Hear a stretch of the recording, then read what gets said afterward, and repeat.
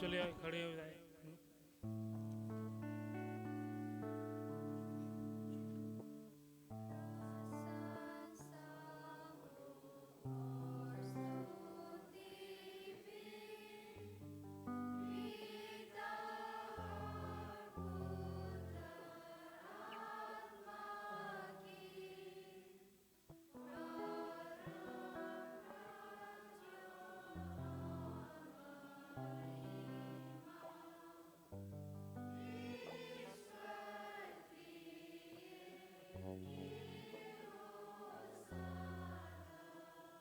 चलिए हम लोग प्रार्थना करें। हे स्वर्ग में विराजमान अति महान दयालु पिता ईश्वर, स्वर्ग और पृथ्वी को बनाने वाला पिता, हम मनुष्यों के मालिक पिता ईश्वर, इस घड़ी हम सब यहाँ पर उपस्थित हुए हैं कि हम तेरे वचनों में से सीख पाए पिता। विशेषकर तो अपनी उपस्थिति यहाँ पर ला, ताकि पिता ईश्वर हम जो कुछ भी सीखे उसे अपने जीवन में अमल करने पाए। पिता तू हमारे पाप और गुनाहों को क्षमा कर और इस सभा में तो हमारे संग साथ हो। छोटी विनती हम प्रभु यीशु के मीठा नाम से मांगते हैं, सुन स्वर्ग राज्य में ग्रहण कर, आमीन।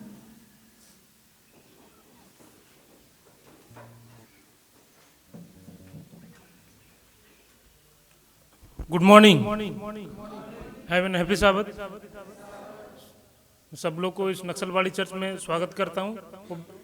स्पेशली ये बाहर से आए हुए डांगूजोर चर्च, पागिलराम चर्च और सोनापिंदी, आप सबों को स्वागत किया जाता है नक्सलवाड़ी चर्च में। और हम लोग इस सभा को स्टार्ट करने के लिए एक गाना गाएंगे, तू प्यार का सागर है। खड़े हो जाइए सब, खड़े हो जाइए।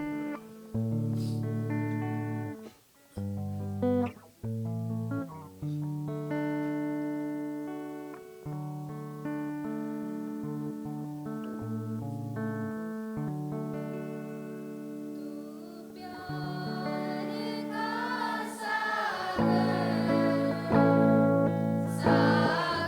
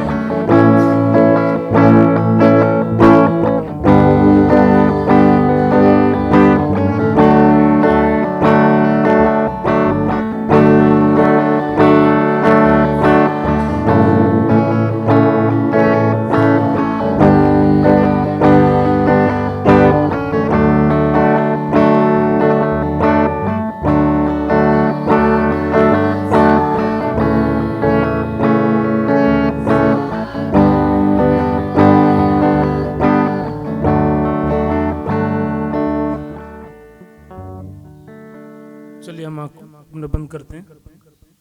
Our most gracious Heavenly Father, as we gather over here, bless each and everyone, and whatever message will be delivered by your servant, may keep it in our hearts and minds, and use it in our daily life. This is our prayer, asked in Jesus' name. Amen.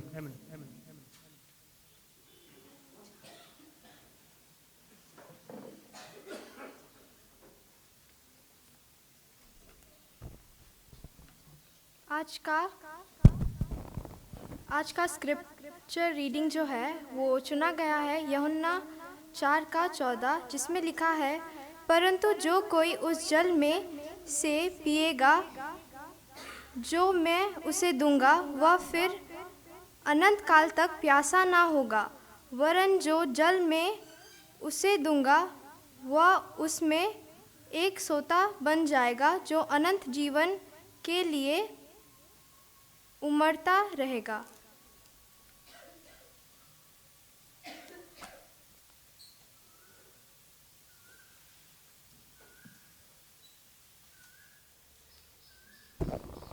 अभी हम लोग दान उठाएंगे और मैं Manuel और दृष्टि को आगे बुलाना चाहती हूँ।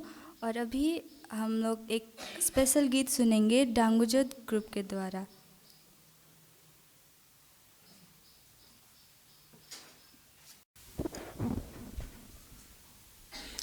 हैप्पी सावत एवरीबॉडी। आज बहुत ही खुश दिन है, क्योंकि आज ग्लोबल यूथ डे मनाया जा रहा है। सारे एडवेंटिस्ट वर्ल्ड में जहीं कहीं भी हो, आज जो है ग्लोबल यूथ डे मनाया जा रहा है। और आज हम देखते हैं कि जितने लोग भी आज पार्टिसिपेट कर रहे हैं सब यूथ लोग हैं। यूथ बोलने से जो है मनुष्य का जीवन काल का सबसे विशेष काल होता है, समय होता है। यूथ लोग जो है चर्च के सबसे तगड़े और सबसे शक्तिशाली और सबसे प्रभावशाली कार्यकर्ता हो सकते हैं। अलेक्जेंडर जो है 33 बरस की उम्र में जो है पूरा दुनिया को जीत लिया था। बहुत पावरफुल। हमारे एडवेंटिस्ट यूथ भी इसी तरह का पावरफुल हो सकते हैं, अगर हम ठान लें।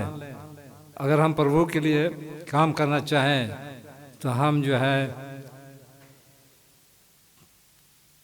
मसीह के सुसंवाद को सारे जगत में हम लोग प्रचार के ख़त्म कर सकते हैं, और यीशु मसीह का आना भी जल्द हो सकता है। मैं इस समय उन सारे यूथ जो अपने आप को यूथ बोलते हैं उनको मैं चाहता हूं कि लोग खड़े हो जाएं। जहीं कहीं भी हो आप खड़े हो जाएं।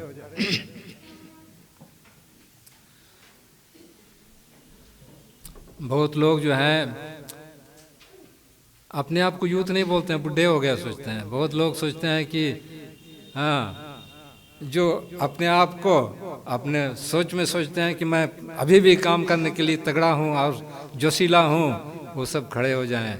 मैं आप सबों के लिए मैं प्रार्थना करना चाहता हूँ।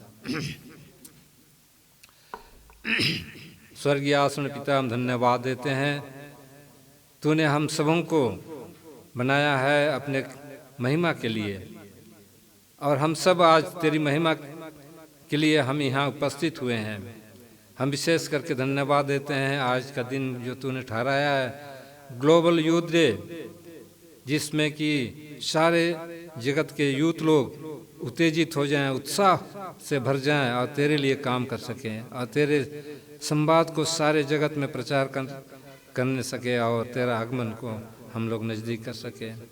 हम विशेष करके इन सारे यूथ को अपने प्रार्थना में रखते हैं, तेरे सामने हम उनको प्रस्तुत करते हैं। प्रभु तो इनको तो बुद्धि और ज्ञान दे, साहस और ढाढ़स दे, और हर प्रकार के तेरे वचन को प्रचार करने के लिए जो भी साधन है उन सबों को तू यूज़ करने के लिए और इस्तेमाल करने के लिए तू उन्हें प्रेरणा दे कि वे तेरे वचन को अपने इलाका में, अपने जगह में प्रचार कर सकें। और इन सबों को तू बुद्धि ज्ञान से भरपूर कर, और इनको पवित्र आत्मा से उनको अभिषेक कर कि वे तेरे काम को कर सके और तेरी महिमा हो सके। हमारे जितने भी इस कलीसिया के यूथ हैं और दूसरे कलीसिया से आए हैं, उन सबों को हम तेरे हाथ में सौंपते हैं। जहीं कहीं भी आज तेरे नाम से यूथ लोग अपना काम कर रहे हैं तो उनको तो अगुवाई कर। और बहुत से जगहों में सुसमाचार प्रचार किया जा रहा है, बहुत से जगहों में तेरी स्कूल के जरिए से हॉस्पिटल न और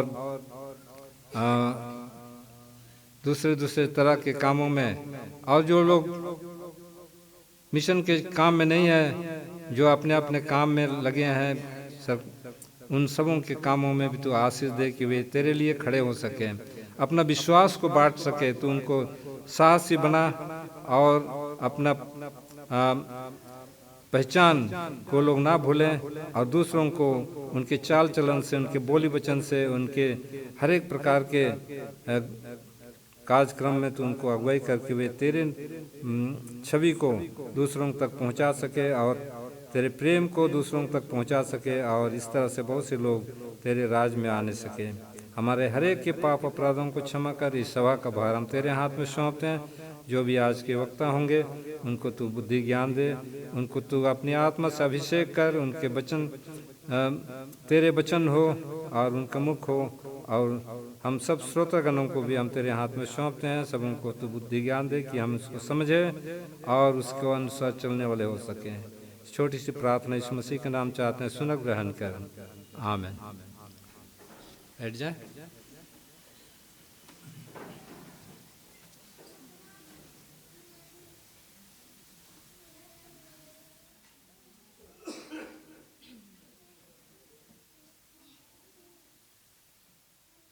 अभी हम लोग वचन सुनेंगे हम लोग का फुलमंती मैडम का द्वारा से।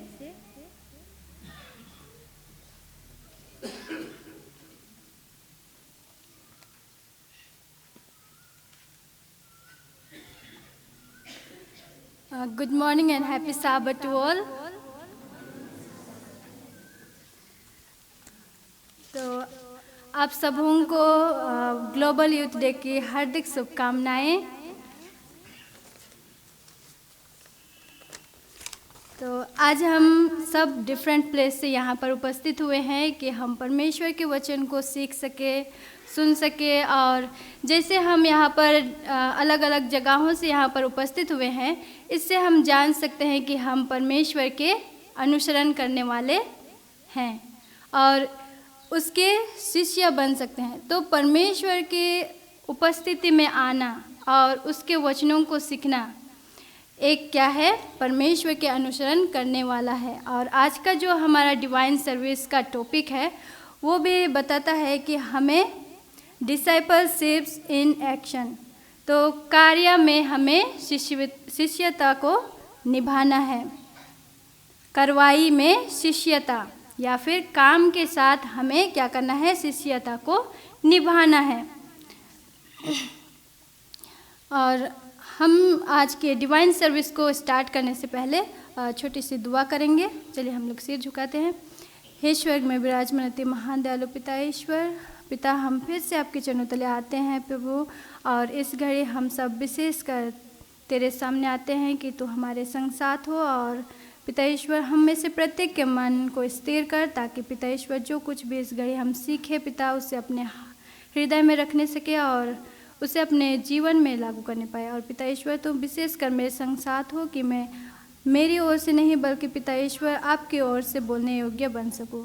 पिता और तो क्या मांगने से पहले तो सब कुछ जानता है, इसलिए यह छोटी विनती हम प्रभु यीशु के मीठा नाम से मांगते हैं। सुना स्वर्ग राज्य में ग्रहण कर। आमीन। तो जैसे कि हम सब कोई आज चर्च में उपस्थित हुए हैं, और हम सब चर्च में उपस्थित होने का जो रीज़न है वो है कि विश्वास। हम सब क्या करते हैं, परमेश्वर के ऊपर विश्वास करते हैं। और हर एक विश्वास करने वाला जानता है कि हम सबके जीवन में क्या होना चाहिए, मसीही जीवन में गवाही एक हिस्सा होना चाहिए। और आज जब हम सब यहाँ पर उपस्थित हैं तो हम भी यीशु का अनुसरण करने वाला या फिर उसके वचनों को मानने वाला, या फिर हम सब भी एक शिष्य हैं। तो यहाँ पर मैं एक क्वेश्चन पूछती हूँ, तो क्या हमारे जीवन में गवाही है या फिर क्या हमारे जीवन का हिस्सा गवाही हमारे जीवन का हिस्सा है? जैसे कि हम लोग मसीही हैं, परमेश्वर के वचनों को सुनते आ रहे हैं, सीखते आ रहे हैं, तो क्या गवाही हमारे जीवन का हिस्सा है? तो चलिए हम लोग पढ़ते हैं मार्क चैप्टर 1 वर्स 17।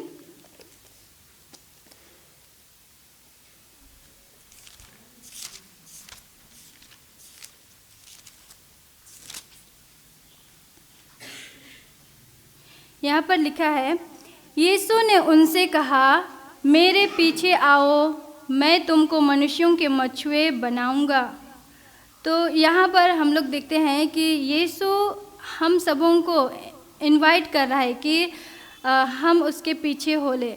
लेकिन यहाँ पर हम लोग देखते हैं, जब हम लोग 16 को पढ़ते हैं तो यहाँ पर लिखा है, गलील के झील के किनारे किनारे जाते हुए उसने शमौन और उसके भाई अंद्रियास को झील में जाल डालते देखा, क्योंकि वे मछुए थे। यीशु ने उनसे कहा, मेरे पीछे आओ, मैं तुमको मनुष्यों के मछुए बनाऊंगा। तो ये वचन जो है बहुत पहले लिखी हुई है और यीशु मसीह जो है वो शमौन और उसके भाई अंद्रियास को बुला रहा है। लेकिन आज जब हम यहाँ पर उपस्थित हैं और इस वचनों को हम लोग सुन रहे हैं या फिर पढ़ रहे हैं, तो ये वचन आज हमारे लिए है। ये हमें बुला रहा है कि हम यीशु मसीह के पीछे हो और मनुष्यों के मछुए बनाए जाए। तो इस प्रकार से हम कभी कभी चाहते हैं कि गवाही दे, लेकिन यह करना हमारे लिए बहुत कठिन होता है। तो हमें गवाही देने में इतना मुश्किल सामना क्यों करना पड़ता है? कभी सोचे हैं कि हमें कभी कभी गवाही देने के लिए इतना मुश्किल क्यों होता है, जबकि हम चर्च भी आते हैं, परमेश्वर के वचनों को सीखते हैं, सुनते हैं, फिर भी हमें गवाही देने के लिए कभी बुलाया जाता है या फिर गवाही देने का मौका मिलता है, तो हमें आसानी नहीं होती है, बल्कि हमें कठिनाई लगती है, मुश्किलों का सामना करना पड़ता है। पर क्यों? क्या हम परमेश्वर के वचनों को हर रोज़ नहीं सुनते हैं? तो इस प्रकार से एक शिष्य के जीवन में 3 आवश्यक बातें होना चाहिए। पहला जो है वो है प्रेयर, प्रार्थना, और दूसरा है बाइबल स्टडी, और तीसरा है गवाही देना। तो जब हम लोग प्रे करते हैं, प्रार्थना करते हैं हर रोज़ और बाइबल स्टडी करते हैं, तो ही प्रार्थना और जो बाइबल स्टडी है वो हमें गवाही देने के समय में हमें क्या करते हैं, मदद देते हैं। और जो मुश्किलें हमें सामना करना पड़ता है गवाही देने के टाइम में, उससे हमें आसानी हो जाती है। तो इन तीनों में से जो हमें सीधे उन लोगों के संपर्क में लाती है जिन्हें हम पहुंचना चाहते हैं, वह है गवाही देना या खोए हुओं को खोजने और बचाने का कार्य। समस्या यह है कि यदि हम प्रार्थना और बाइबल स्टडी को छोड़कर सीधे गवाही देने लगे तो हमारी सारी प्रेरणा समाप्त हो जाती है। तो जब भी हम लोग डायरेक्ट गवाही देने के लिए खोजते हैं, अगर हम प्रार्थना नहीं करते हैं, प्रार्थना करते हैं तो रुक रुक के प्रार्थना करते हैं, बाइबल स्टडी करते हैं तो कभी करते हैं, नहीं करते हैं, तो इस प्रकार से हमें गवाही देने में मुश्किलें होती है। लेकिन जब हमारे जीवन में हर रोज़ प्रेयर होता है, हर रोज़ बाइबल स्टडी होता है, तो हमें गवाही देने में आसानी होती है। चलिए हम लोग पढ़ेंगे जॉन 4:14।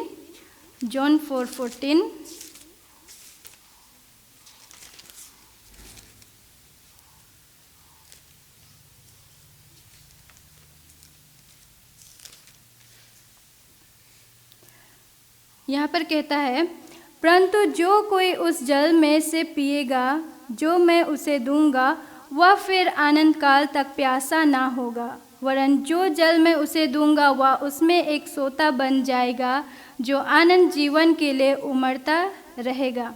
तो यहाँ पर हम लोग देखते हैं कि जो जल पिएगा और वह क्या होगा, सोता बन जाएगा और वह आनंद काल तक प्यासा ना होगा। तो यहाँ पर हम लोग देखते हैं कि जिसके पास जो पहले गया पीने के लिए वो पिया, फिर उसके बाद में वो क्या हुआ, प्यासा नहीं हुआ, वह आनंद काल तक प्यासा ना होगा, वरन जो जल मैं उसे दूंगा वह उसमें एक सोता बन जाएगा। जो जल पीने के लिए गया वह क्या हो गया, सोता बन गया। तो जब हम लोग हर रोज़ प्रेयर करते हैं, हर रोज़ बाइबल स्टडी करते हैं, तो ही हम हमारे जीवन में वचन को हम लोग क्या कर सकते हैं, याद कर सकते हैं। और जब हम लोग हर रोज़ प्रेयर को बनाए रखते हैं, तो ही हम लोग जब हमें अचानक से प्रेयर करने के लिए दिया जाता है तो हम लोग उसे प्रे कर सकते हैं। तो इस प्रकार से जब भी हमें कुछ भी बांटने के लिए मिलता है, अगर चाहे गवाही हो या फिर कुछ भी सामान हो, अगर हमें बांटने के लिए कहा जाता है तो वो पहले हमें उसको हमारे पास होना चाहिए। अगर हमारे पास है तो ही हम एक दूसरे को उसे क्या कर सकते हैं, बांट सकते हैं। तो इसके लिए जैसे कि हम गवाही दे सकते हैं, तो पहले हमें अपने जीवन में गवाही को, पहले हमें प्रेयर और बाइबल स्टडी को अच्छी तरह से हो, ताकि हमारा जीवन में गवाही हो, ताकि हम उस गवाही को क्या कर सके, बांट सके। तो इसलिए यह वचन कहता है कि परंतु जो कोई उस जल में से पिएगा जो मैं उसे दूंगा, वह फिर आनंद काल तक प्यासा ना होगा, क्योंकि वो जल को क्या किया है, पी लिया है। अब वो पीने के बाद क्या हुआ है, आनंद काल सोता बन गया है। और जब वह सोता बन गया है तो वो क्या कर रहा है, अब दूसरों को भी बांट रहा है और उसके वजह से प्यासे क्या हो रहे हैं, पी रहे हैं। तो इस प्रकार से जब हम किसी को कुछ बांटते हैं तो पहले हमें हमारे पास होना पड़ेगा, फिर हम क्या कर सकते हैं, उसे बांट सकते हैं। तो यहाँ पर कहता है कि जब हम स्वयं खुद उद्धार के जल को नहीं पी रहे हैं तो हम दूसरों के लिए कैसे सोते बन सकते हैं। तो जब हम खुद उद्धार के जल को नहीं पी रहे हैं तो हम कैसे एक दूसरे के लिए सोता बन सकते हैं। जो हमारे पास है ही नहीं वो हम कैसे दूसरों को दे सकते हैं। तो इसके लिए हमें क्या करना पड़ेगा, पहले खुद में सोता बनना पड़ेगा, फिर हम क्या कर सकते हैं, दूसरों को दे सकते हैं, सोता बन सकते हैं। जब हमारे पास होगा तो ही हम दुनिया को कुछ दे सकते हैं। जब हमारा व्यक्तिगत भक्ति जीवन स्रोत यीशु मसीह से जुड़ा होता है और जब हम प्रार्थना और बाइबल रीडिंग में यीशु की संगति रखते हैं, तब दूसरों को गवाही देना अक्सर आसान हो जाता है। तो जब हम हर रोज़ अपने जीवन में यीशु मसीह से जुड़े रहते हैं तो ही हम क्या कर सकते हैं, एक दूसरे को गवाही दे सकते हैं। गवाही देने के लिए हमें पवित्र आत्मा की आवश्यकता है। हम कितनी बार गवाही देने पर किताबें पढ़ते हैं और कक्षाएं लेते हैं, लेकिन मसीह के साथ व्यक्तिगत समय नज़रअंदाज कर देते हैं। तो हम हर चीज़ करते हैं, कुछ भी चीज़ के लिए अगर हम तैयारी करते हैं, हर चीज़ के लिए हम लोग तैयारी करते हैं, लेकिन हमारा जो व्यक्तिगत जीवन है यीशु मसीह के साथ, उसे हम लोग क्या करते हैं, नज़रअंदाज कर देते हैं। और इस वजह से हम लोग का क्या हो जाता है, हम लोग उसमें सफल नहीं हो पाते हैं। जैसे कि अगर हमें कहीं यात्रा करना हो तो हम बाइक से गए, स्कूटी से गए, कार से गए, लेकिन उसमें हम लोग डीजल डालना भूल गए, तो क्या हम लोग यात्रा कर सकते हैं? नहीं कर सकते हैं। तो इसी प्रकार से ही है। और जब हम लोग पूरे स्कूल स्टार्टिंग से ही स्कूल नहीं गए हैं, लेकिन हमें अब फाइनल एग्ज़ाम देना है, क्या हम फाइनल एग्ज़ाम दे सकते हैं? नहीं दे सकते हैं। इसी प्रकार से गवाही देना भी है कि उसके लिए हमें क्या करना है, पहले से तैयारी करना है। पहले हमें परमेश्वर के वचनों को सीखना है, पढ़ना है, हर रोज़ स्टडी करना है और प्रेयर करना है। उसके बाद हमें पवित्र आत्मा के द्वारा क्या मिल सकती है? शक्ति मिल सकती है। और इस प्रकार से हम अपने जीवन से परमेश्वर की संगति के वजह से हम क्या कर सकते हैं? दूसरों के लिए गवाही हो सकते हैं। और बाइबल चेतावनी देती है कि आत्मिक तैयारी के बिना शिष्य बनने की कोशिश करना अंतिम दिनों में परमेश्वर के लोगों के लिए एक बड़ी समस्या होगी।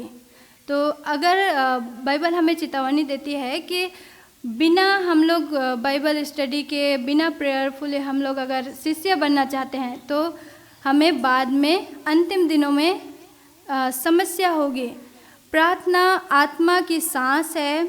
यदि हम प्रार्थना की उपेक्षा करते हैं तो हम परमेश्वर से अपना संबंध खो देते हैं। तो प्रार्थना क्या है? आत्मा की सांस है। और जब हम प्रार्थना नहीं करते हैं, उससे दूर भागते हैं, तो परमेश्वर से हमारा संबंध जो है टूट जाता है। और परमेश्वर से संबंध टूटना हमारे जीवन को बहुत नीचे ले जाता है और हम गवाही देने के कभी लायक नहीं रह सकेंगे। और ये जो हम लोग, जब भी हम लोग परमेश्वर से संबंध को दूर करते हैं, संबंध हमारा टूटने लगता है तो शैतान हमें आसानी से क्या कर सकता है? पराजित कर सकता है। क्योंकि शैतान को पता है कि जब हम लोग प्रार्थना नहीं करते हैं, बाइबल रीडिंग नहीं करते हैं, तो हम आसानी से क्या हो सकते हैं? परमेश्वर से दूर हो रहे हैं और शैतान के जाल में आ रहे हैं। तो इसलिए हमें परमेश्वर को क्या है? प्राथमिकता देना है और उसके साथ क्या करना है? हमें समय बिताना है। तो हम उसका जो परिणाम होगा, उसके साथ समय बिताने का जो परिणाम होगा वो हमें अवश्य मिलेगा। परमेश्वर के साथ संगति हमें ऐसी संगति देती है जो और किसी के साथ नहीं मिल सकती है। तो परमेश्वर के साथ संगति जो है वो क्या है? बहुत ही अद्भुत है। और उसके वजह से हम लोग अपने जीवन में आनंद और गवाही में आनंद के साथ हम लोग आगे बढ़ सकते हैं। और वचन कहता है परमेश्वर के वचन को, आवाज़ को सुनना। तो परमेश्वर के आवाज़ को हम कैसे सुन सकते हैं? तो परमेश्वर के आवाज़ को हम कैसे सुन सकते हैं? संगति केवल प्रार्थना ही नहीं बल्कि उसके वचन को पढ़ना और उस पर मनन करना भी है। बाइबल केवल इतिहास नहीं है, यह परमेश्वर का जीवित वचन है। भले ही हम उसकी आवाज़ कानों से ना सुने, फिर भी वह अपने लिखे हुए वचन द्वारा हमसे बात करता है। पवित्र आत्मा हमारे मन को प्रकाशित करता है और हमें यीशु को व्यक्तिगत उद्धारकर्ता के रूप में जानने में सहायता करता है। तो जब हम परमेश्वर के वचन को हम लोग पढ़ते हैं, क्योंकि परमेश्वर और यीशु मसीह हमारे बीच में अब नहीं है, लेकिन हम उसके आवाज़ को कैसे सुन सकते हैं? उसके वचनों के द्वारा। क्योंकि यीशु मसीह, हम लोग जब देखते हैं कि यीशु मसीह ने उन शिष्यों को बुलाया कि वो लोग उसके पीछे हो ले, लेकिन आज हमें यीशु मसीह डायरेक्ट बुलाता है? नहीं बुलाता है। लेकिन जो कुछ भी हम लोग उन लोगों के लिए देखे हैं वही आज हमारे लिए है। क्योंकि आज हम इस वचन को पढ़ रहे हैं, तो इस वचन के माध्यम से हम उसकी आवाज़ को क्या कर सकते हैं? सुन सकते हैं। और हमारी सबसे बड़ी आवश्यकता क्या है? आज कलीसिया की सबसे बड़ी आवश्यकता सच्चे धर्म का पुनर्जागरण है। यदि आपको लगता है कि आपका मसीही जीवन केवल रूप है, शक्ति नहीं, तो गवाही देना बंद मत कीजिए। क्योंकि परमेश्वर के साथ संबंध जो है हमें मजबूत करने की आवश्यकता है। आज हमारे पास कोई शक्ति नहीं है, लेकिन परमेश्वर के वचन को मानना और उसको अपने कैरेक्टर के साथ में दिखाना सबसे बड़ी गवाही है। क्योंकि परमेश्वर का वचन को बताने में फ़र्क उतना नहीं पड़ता है, लेकिन जब हम अपने चरित्र से परमेश्वर के वचन को दिखाते हैं, परमेश्वर के चरित्र को दिखाते हैं, तो उससे ज़्यादा इफ़ेक्ट होता है और उसे लोग देख के अपने आप को क्या करते हैं, बदलाव करते हैं। तो इस प्रकार से हमें आवश्यकता है कि हमारे जीवन से गवाही हो, हमारे बोलने से नहीं बल्कि हमारे जीवन से क्या हो, गवाही हो, और इससे परमेश्वर की महिमा हो। और इसके लिए हमें परमेश्वर से क्या संबंध को क्या करना है, मजबूत बनाना है।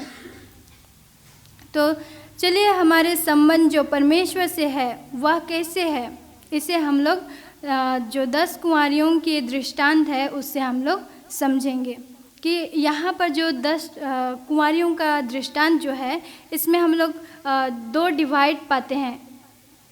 5-5 कुंवारियों को डिवाइड किया हुआ है, लेकिन 5 कुंवारियाँ जो यीशु मसीह के लिए वेट कर रहे थे वो लोग चले गए, और 5 कुंवारियाँ जो वहीं पर रह गई। तो हम लोग उन 5 कुंवारियों के बारे में सीखेंगे जिन्हें हम लोग बाइबल में पाते हैं कि वो लोग, उनके पास पर्याप्त तेल नहीं था।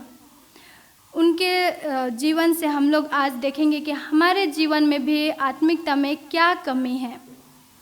तो इस दृष्टांत में हम 5 कुंवारियाँ जिनके पास पर्याप्त तेल नहीं था उनके बारे में हम लोग सीखेंगे। और हम सब कोई जानते हैं कि तेल जो है, ऑयल जो है, वो किसको रिप्रेजेंट करता है, होली स्पिरिट, पवित्र आत्मा का प्रतीक है। तो पवित्र आत्मा जो है परमेश्वर पर भरोसा करने और उसकी आज्ञा को मानने की शक्ति देता है। तो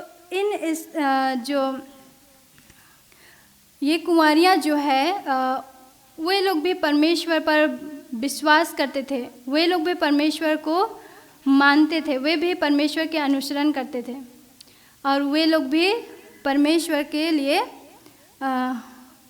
तैयार हुए थे, और इसलिए वो लोग भी वहाँ पर उपस्थित थे। दिखती है इन 5 कुंवारियों के बारे में, ये लोग कपटी नहीं थे, वे सत्य को मानते थे और उनका समर्थन भी करते थे, लेकिन उन्होंने अपने आप को पवित्र आत्मा की कार्य के अधीन नहीं किया। तो यहाँ पर हम लोग देखते हैं वे लोग भी क्या करते थे, सत्य को मानते थे और वे लोग भी उसका समर्थन करते थे, लेकिन वो लोग अपने आप में क्या नहीं किए, पवित्र आत्मा के कार्य के अधीन नहीं हुए। जैसे कि हम लोग सबत लेसन में भी सीखे कि अपने आप को परमेश्वर के अधीन करना और हमारा जो संबंध है उसको परमेश्वर से बनाए रखना। तो संबंध और अधीन होने के बारे में हम लोग सीखे। वही है हमारे जीवन में, हम परमेश्वर के वचनों को सीखते हैं, चर्च आते हैं, पढ़ते हैं, हर चीज़ करते हैं, गाना सुनते हैं, लेकिन हम अपने आप को परमेश्वर के अधीन नहीं करते हैं और हमारा जो संबंध है वहीं तक रह जाता है, चर्च जाना, सुनना और गाना गाना। लेकिन जब हम लोग चर्च से बाहर निकलते हैं तो हमारा जीवन जो है वो अलग हो जाता है। तो इस प्रकार से हम भी क्या करते हैं, उन 5 कुंवारियों के समान अपने आप को परमेश्वर के अधीन नहीं करते हैं। वे साथ ही अनुभव से संतुष्ट थे, उन्होंने परमेश्वर को नहीं जाना, उनके चरित्र का अध्ययन नहीं किया, उसके साथ संगति नहीं रखी, इसलिए वे उस पर भरोसा करना नहीं जानते थे।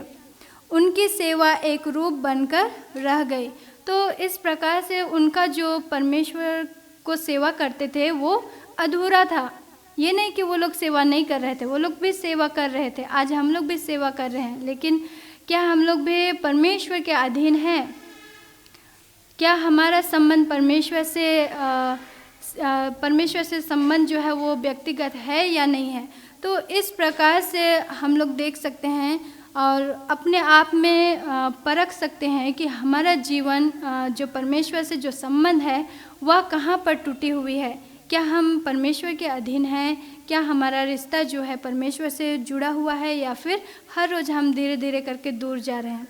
तो इस प्रकार से जो 5 कुंवारियाँ थी जिनके पास पर्याप्त तेल नहीं था, वो लोग क्या किए, परमेश्वर के संगति, उनका संगति परमेश्वर से उतना ठीक नहीं था और वो लोग परमेश्वर के चरित्र को पूरी तरह से नहीं पहचाने थे, और जितना वो लोग जानते थे, जितना उनको पता था, उसी में वो लोग क्या थे, संतुष्ट थे। तो आज हम लोग जो भी जानते हैं उसी में संतुष्ट नहीं होना है, बल्कि हर रोज़ प्रेयर के साथ, बाइबल रीडिंग के साथ में हमें क्या करना है, परमेश्वर के चरित्र को और अधिक से अधिक जानने की कोशिश करना चाहिए। इस प्रकार से हम क्या कर सकते हैं, परमेश्वर की सेवा को एक एक दिन आगे की ओर बढ़ा सकते हैं और अपने आप को परमेश्वर के अधीन कर सकते हैं। यह हमारे लिए चेतावनी है कि यदि हम परमेश्वर के साथ संगति में नहीं रहते हैं तो हमारा मसीही जीवन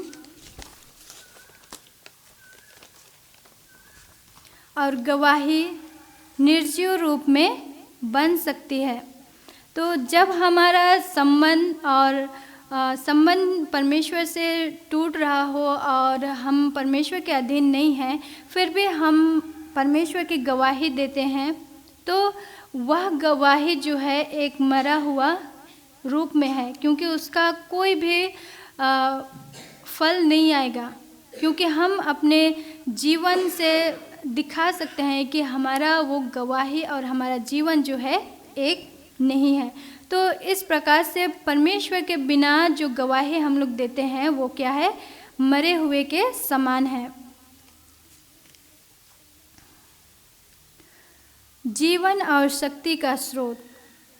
चलिए हम लोग पढ़ते हैं यूहन्ना 15:5।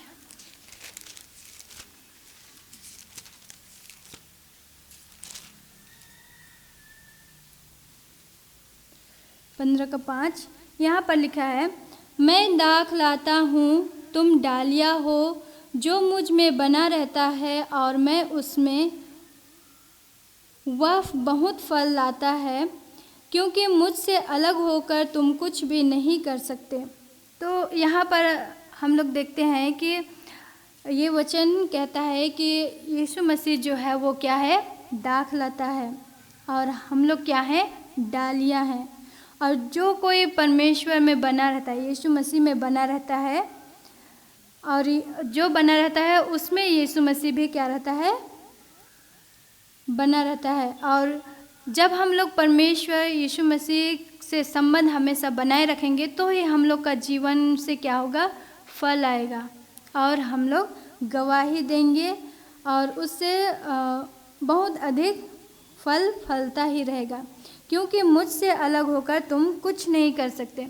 तो ये वचन साफ साफ कहता है कि जब हम परमेश्वर से संबंध को दूर हो जाते हैं, संबंध में दूर हो जाते हैं, तो हम लोग कुछ नहीं कर सकते।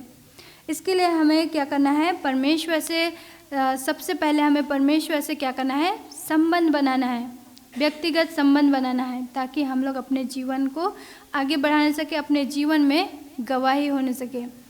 यीशु ही आध्यात्मिक जीवन का स्रोत है। जब हम उसके साथ जुड़े रहते हैं तो बहुत फल लाते हैं, उसके बिना हम कुछ नहीं कर सकते। तो इस प्रकार से हम देखते हैं कि हमें अपने जीवन में क्या करना है, अपने आप को परमेश्वर के अधीन करना है, ताकि हम फल ला सके और एक दूसरे को गवाही दे सके। तो जो भी हम लोग आज के वचन सीखे हैं कि हमें जब मसीह का कार्य करना है, अगर हम लोग आज जो भी वचन हम लोग आज सीख रहे हैं, इन सारे चीज़ों से हमें क्या करना है, एक दूसरे को गवाही देना है, हमें शिष्य बनना है, क्योंकि परमेश्वर का वचन हर एक को पर्सनली बुलाता है कि हम क्या बने, शिष्य बने, उसके वचन को एक दूसरे के साथ में साझा करने वाले बने। लेकिन परमेश्वर ये नहीं चाहता है कि हम केवल बोले, लेकिन परमेश्वर चाहता है कि हमारा एक्शन भी वैसा ही हो, हमारा काम और शिष्यता एक हो, काम के साथ में शिष्यता हो। तो हमें उसके लिए क्या होना है, परमेश्वर के ऊपर अधीन होना है और परमेश्वर से व्यक्तिगत संबंध रखना है और उसकी आवाज़ को सुनना है बाइबल रीडिंग के द्वारा। और फिर हमें क्या करना है, अपने जीवन से गवाही देना है। हमें उन पांच कुंवारियों के जैसा नहीं बनना है, क्योंकि वो लोग जितना जानते थे उसी में वो लोग क्या थे, संतुष्ट थे, सीमित थे।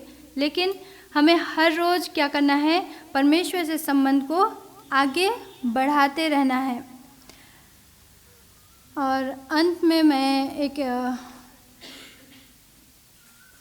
जो यूथ के लिए स्पेशल मैं एक सेंटेंस लिखी हूँ, उसे मैं पढ़ना चाहती हूँ। हम सिर्फ कल के अगुआ ही नहीं बल्कि आज के बदलाव लाने वाले भी हैं। हम सिर्फ कल के अगुआ ही नहीं बल्कि आज के बदलाव लाने वाले भी हैं। तो जो भी हम लोग सीखे उसे आज से ही स्टार्ट करेंगे तो ही हम क्या कर सकते हैं, परमेश्वर से संबंध को मजबूत बना सकते हैं। ये नहीं कि हमें कल करना है, आज सुनी कल से करना है, नहीं, उसे हमें नहीं टालना है।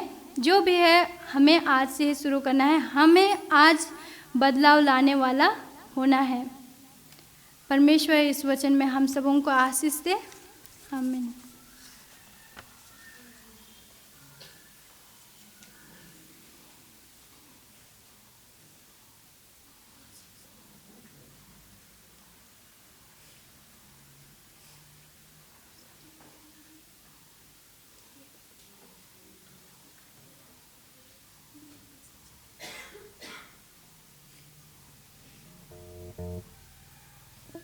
मैं मैडम को बहुत बहुत धन्यवाद देना चाहती हूँ इस सुंदर वचन के लिए। अंत में हम एक गीत गाएंगे, मनवा सच्चाई के बतावे। चलिए हम सब खड़े हो जाए।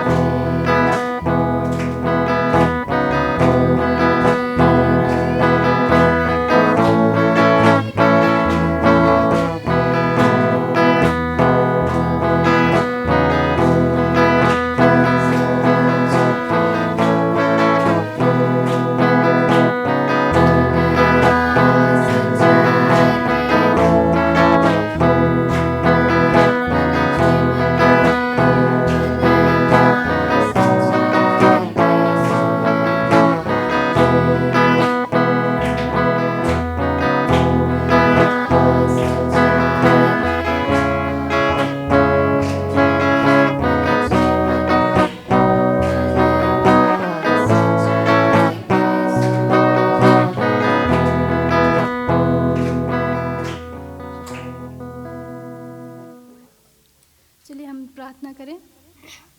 हे स्वर्ग में विराजमान अति महान दयालु पिता ईश्वर, स्वर्ग और पृथ्वी को बनाने वाला पिता, हम मनुष्यों के मालिक पिता ईश्वर, हम फिर से तेरे चरणों तले आते हैं पिता। और इस घड़ी पिता हम चाहते हैं जो कुछ भी इस सभा में हम लोग सीखे हैं पिता, कि हम आपके अधीन हो सके और अपने व्यक्तिगत जीवन में पिता तुझसे जुड़ सके, ऐसा तो आशीष कर पिता ईश्वर। हम आपको प्राथमिकता देने सके, ऐसा तो हमें अगुवाई कर पिता। और पिता ईश्वर, आज के दिन में जितने भी अलग अलग जगहों से यहाँ पर उपस्थित हुए हैं पिता, तो प्रत्येक को अपने आशीष से परिपूर्ण कर, ताकि पिता ईश्वर वे यहाँ से खाली हाथ ना लौटे, बल्कि पिता तेरी आशीष से परिपूर्ण होकर पिता अपने जीवन में जो कुछ भी सीखे हैं उसे गवाही देने योग्य बन सके। और पिता ईश्वर, उनका जीवन तेरे वचनों के अनुसार पिता उनके जीवन में बदलाव होने पाए। और पिता ईश्वर, विशेषकर हम जितने यहाँ पर यूथ पाए जाते हैं पिता, तो प्रत्येक के संग साथ हो कि प्रत्येक अपने जीवन में तेरी महिमा के लिए और तुझे प्राथमिकता देते हुए पिता अपने जीवन को यापन करने सके। पिता ईश्वर, आज के दिन में हम सब तेरे हाथों में समर्पित होते हैं और यह छोटी विनती को हम प्रभु यीशु के मीठा नाम से मांगते हैं। सुनो स्वर्ग राज्य में ग्रहण कर, आमीन।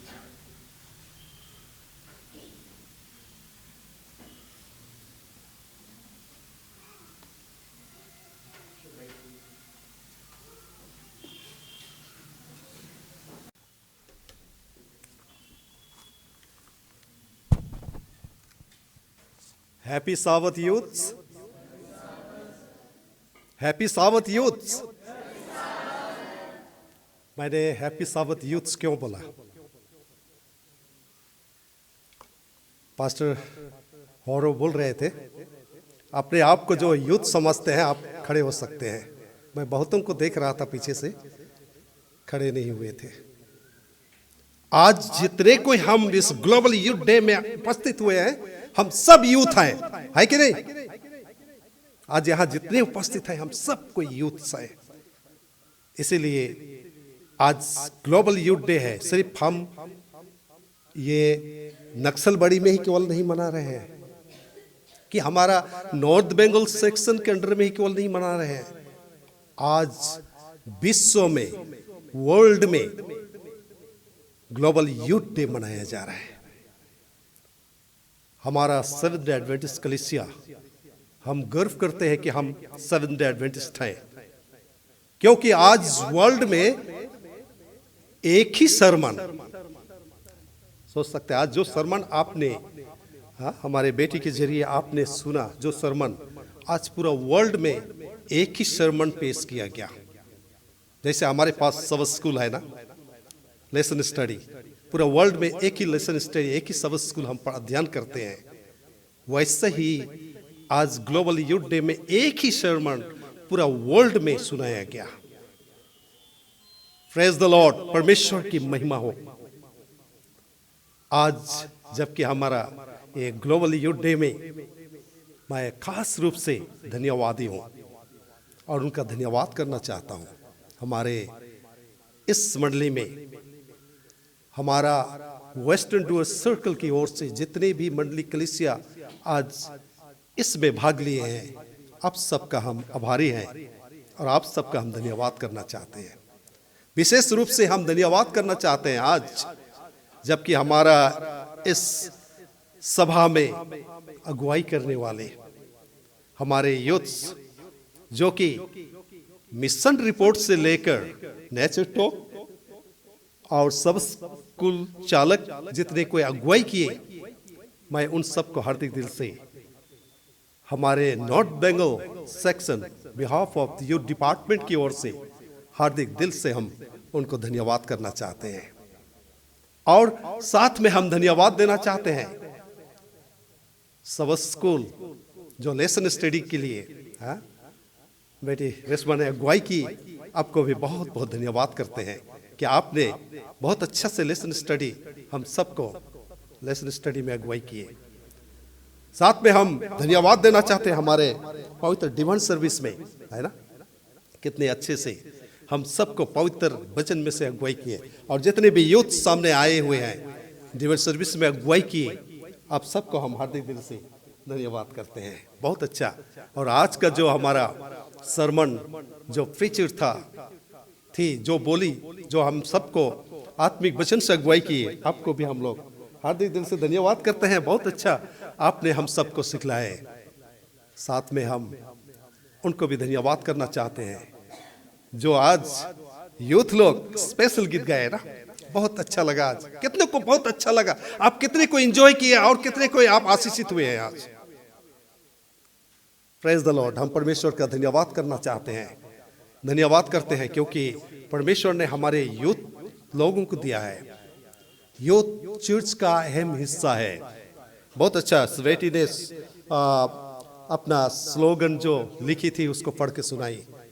यूथ, ये हम लोग बहुत कोई जिक्र करते हैं, youth are the future leader, लेकिन हम लोग कहते हैं youth are the present leader. Youth भविष्य के लीडर नहीं है, वर्तमान का लीडर है। अगर युवा युवती चर्च में ना हो, उसमें जान नहीं है। आप हमारे मेन अगुवाई हो, आप हमारे यूथ ही असल हो, चर्च के रीढ़ के हड्डी की जैसे हो। आज आप मजबूत बनेंगे, आपका चर्च मजबूत बनेगा। इसीलिए इस ग्लोबल यूथ डे में आप सबको हम धन्यवाद करते हैं। और सिर्फ ये ग्लोबल यूथ डे एक दिन के लिए नहीं है। इस बार का जो शीर्षक है हमारा कॉम्युनियन इन एक्शन, ये पूरे साल भर के लिए है।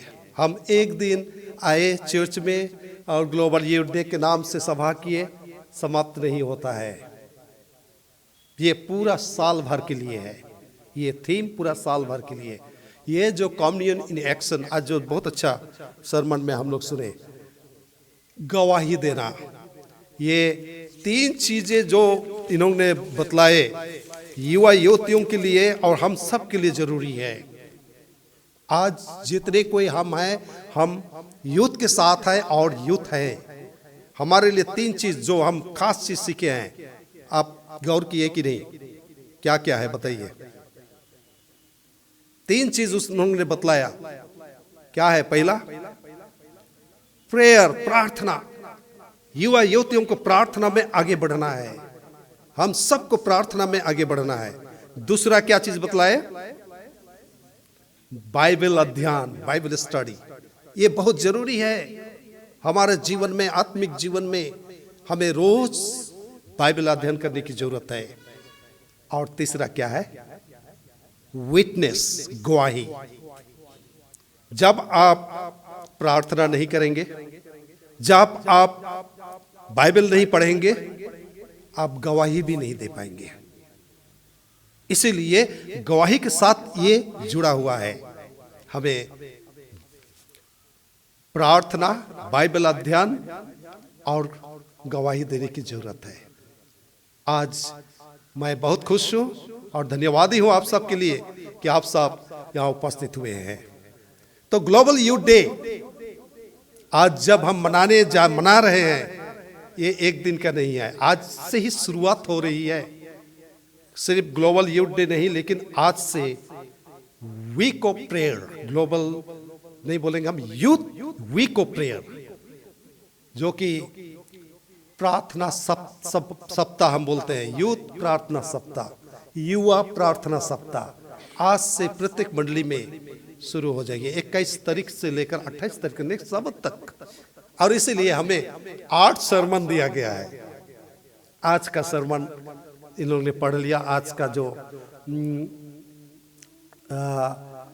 प्रेयर का जो सरमन पढ़ा गया, हम कल से फिर चर्च में कंटिन्यूली 1 सप्ताह तक हम चर्च में प्रार्थना सभा करेंगे। हमारे जितने भी चर्च हैं, जैसे डांगूजोत से आप आए हैं, डांगूजोत में आप प्रार्थना सभा कीजिए अपने चर्च में।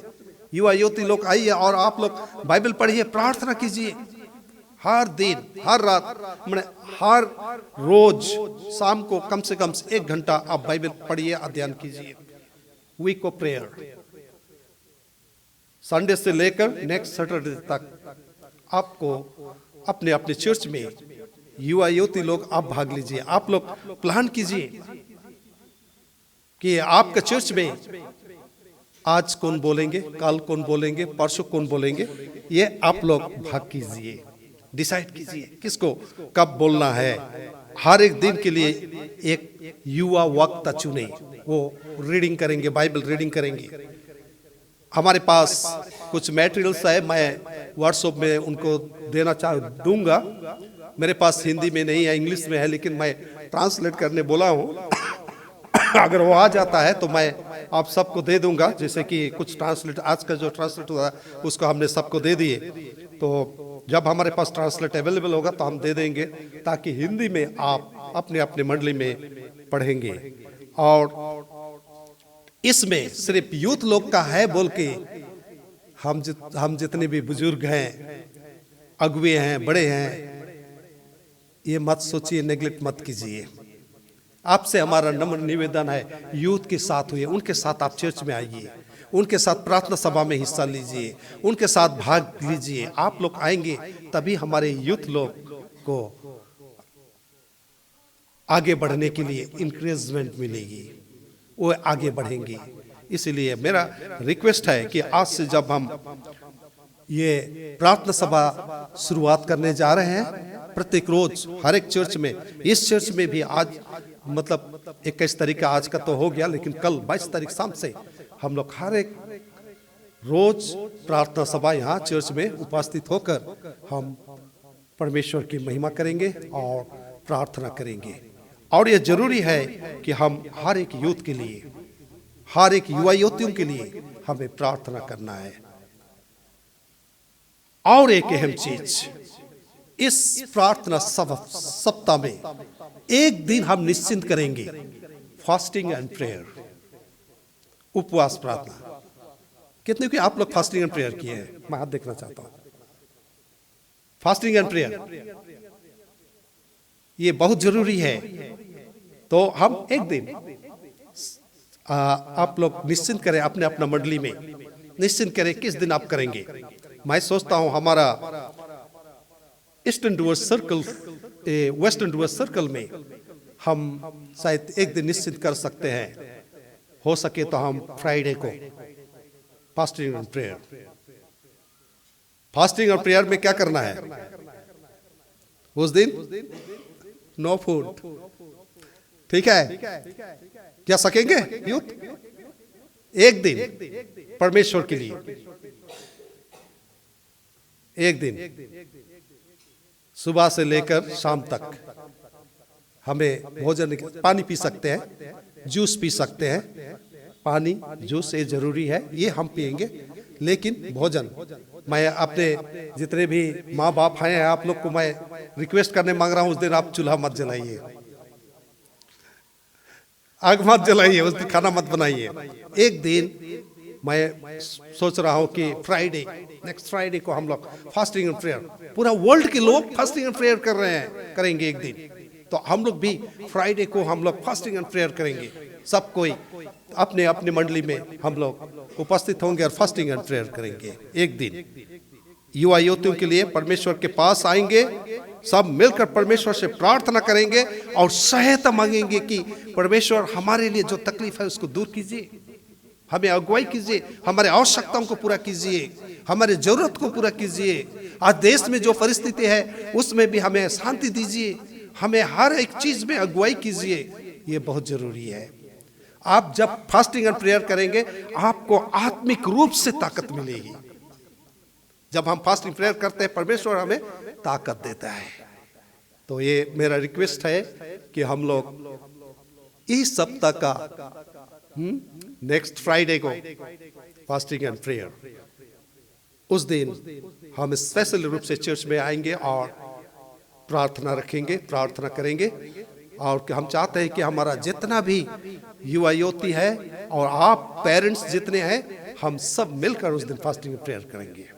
हम इतना ही है कि जो शुगर पेशेंट है उनके लिए हम लोग छूट देंगे, है ना। उनको अगर वो नहीं खाएंगे तो उनके लिए तकलीफ होगी, लेकिन बाकी जितना हम कर सकते हैं प्रभु के लिए उस दिन हम मना सकते हैं।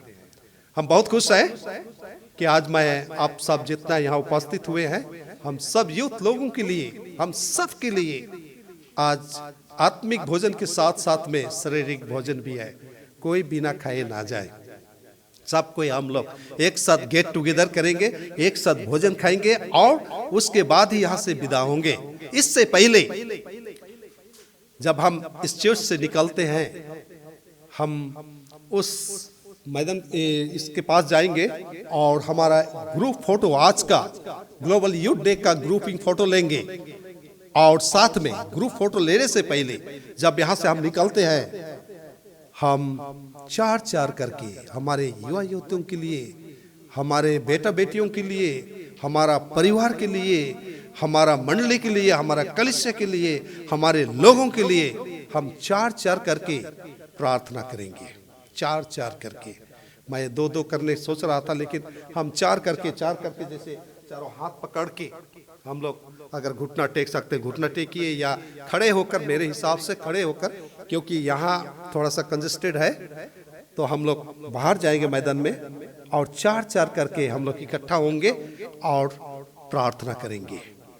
ठीक है, यहाँ से निकल के ही हम बाहर जाएंगे, चार चार 4-4 करके हम लोग एक साथ चार चार मिलकर एक दूसरे के लिए प्रार्थना करेंगे। सबको हम लोग प्रार्थना भी हिस्सा लेंगे। चार का चारों हिस्सा में हम लोग चारों जन को प्रार्थना में सवाल हिस्सा लेना है, और लॉन्ग प्रेयर नहीं, शॉर्ट प्रेयर, छोटा प्रार्थना करेंगे, है ना। सबको छोटा छोटा प्रेयर करेंगे। और हमारे बच्चों के लिए भी स्पेशल प्रेयर करेंगे। हमारे छोटे बच्चे, उनको हम लोग एक जगह इकट्ठा करेंगे, उनके लिए भी स्पेशल प्रेयर करेंगे। तो इस समय मैं आप सबसे आह्वान करता हूँ, चलिए हमारे बच्चों के लिए, हमारे यूथ्स के लिए, हमारे लोगों के लिए और परमेश्वर के काम में आगे बढ़े, और देश की जो परिस्थिति है उसको संभालने के लिए, और हमारे परिवार में जो भी तकलीफ है उनके लिए हम परमेश्वर से प्रार्थना करें। परमेश्वर हम सबको अगुवाई करे। चलिए हम जब बाहर निकलते हैं सब इकट्ठा होकर हम प्रार्थना करेंगे।